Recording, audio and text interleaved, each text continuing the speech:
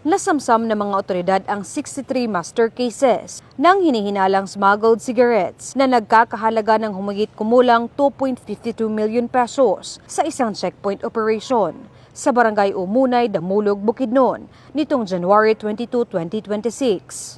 Nasabat sa Regional Border Control Point ng 1003rd Maneuver Company, RMFB-10, katuwang ang Damulog MPS, Bukidnon Provincial Intelligence Team, Provincial Highway Patrol Team Bukidnon, 2nd Bukidnon PMFC, at 1003rd Maneuver Company RMFB-10, ang truck at naaresto ang dalawang suspect.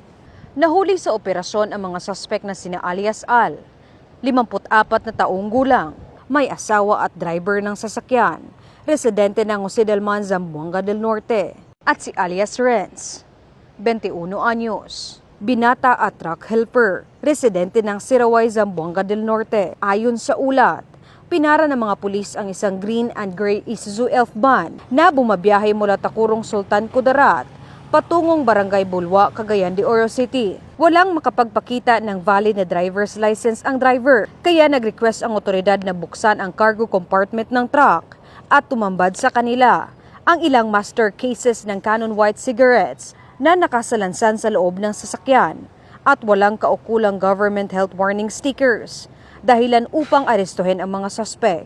Ang dalawang suspect ay dinala sa Damulog Municipal Police Station para sa dokumentasyon at kaukulang disposisyon.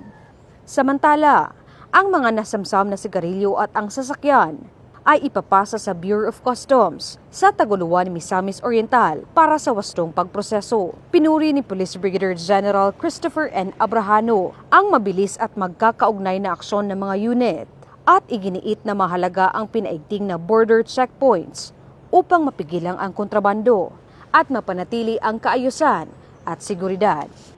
Mula dito sa inyong higalang pulis, Regional Office 10 Public Information Office. Ako ang inyong PNN correspondent, Patrolwoman Jane Rose Bohol, alagad ng batas, tagataguyod ng Balitang Pulis.